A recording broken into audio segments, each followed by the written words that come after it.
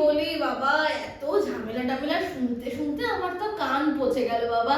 ওই যে গোপাল গোপাল কলতলার গোপাল, ওর পাশের বাড়ি শাশুড়ি বউয়ের যা ঝামেলা, সারা রাত নাকি ঘুমাতেই পারেনি মা গো মা।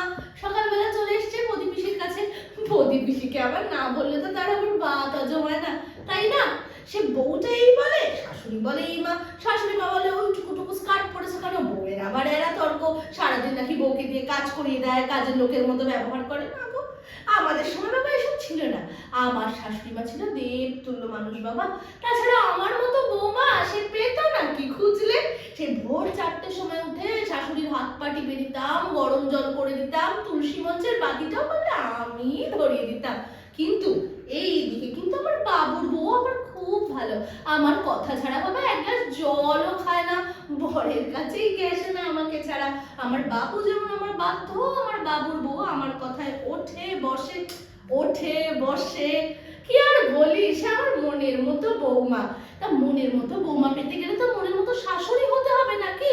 আমার মতো শাশুড়ি আবার এ চত্বরে পাবে? সবার বাড়ি যাতে ভালো হয়, মঙ্গল হয়, শাশুড়ি বৌমার সম্পর্ক ভালো থাকে, সেই নিয়ে আমার মাথা ব্যথা নেই নাকি? কম মাথা ব্যথা? তা বলে মরবি মর, ওভাবে শাশুড়ি বউয়ে ঝামেলা করে মরিস না বাবা। 3 মাস হলো বউটা এসছে, তা তোর বাবা শাশুড়ি হয়ে এত সারাদিন শ্বশুরের চা, ভাসুরের চা, দেওরের চা, নিজের চা, এর চা, এত কিছু করানোর কি দরকার? একটু ভালো হলে বউরাও যে শাশুড়ির জন্য কষ্ট পায়, কাঁদে। উমা, তোমরা জানো না? আরে মোবাইল ঘাঁটছিলাম কালকে রাতে, তো একটা ভিডিও দেখে কি ভালো লাগলো, ভালো লাগলো, আবার মনটাও খারাপ হলো জানেন। ওই কুম্ভ মেলায় ঘুরতে গেছিল একটা পরিবার, সে বৌমা গেছে, শাশুড়ি গেছে, আরো 3-4 জন গেছিল হয়তো। তো শাশুড়ি ওই ভিড় ভাট্টার মধ্যে হারিয়ে গেছে আর কি, বলে না কুম্ভ মেলা একবার হারালে আর ফিরে পাওয়া যায় না, বেশ এমন করো কি সেমন করো। তো বউয়ের কি কান্না, শাশুড়ি মাকে পাচ্ছে না বলে। আমার মতো শাশুড়ি হবে তাই কি বউয়ের একটুটিও শুনতে তার মানে বউয়ের সাথে এত সুন্দর সম্পর্ক, তার কি বলবো। তা বউটা তো কেঁদে কেঁদে কেঁদে কেঁদে মরে যাচ্ছে, হে দিয়ে মরলো। তা পাশে লোকজন ভিড় হয়ে গেছে, সে মেয়ের তো আর কান্নাই থামে না, কেঁদেই চলেছে কেঁদেই চলেছে। কি বলছে, আমার শাশুড়িকে খুঁজে এনে দাও, কুম্ভের মেলায় শাশুড়ি হারিয়ে গেছে। তো এখনকার বৌমারা হলে তো পারলে শাশুড়িকে নিয়ে গিয়ে ইচ্ছা করে কুম্ভের মেলা হারিয়ে দেবে, সবাইকে আমার মতো শাশুড়ি নাকি। যাই হোক বাবা, ভিডিওটা দেখে আমার এত ভালো লাগলো, কি সুন্দর ভালোবাসা, কি সুন্দর মেলমেশ।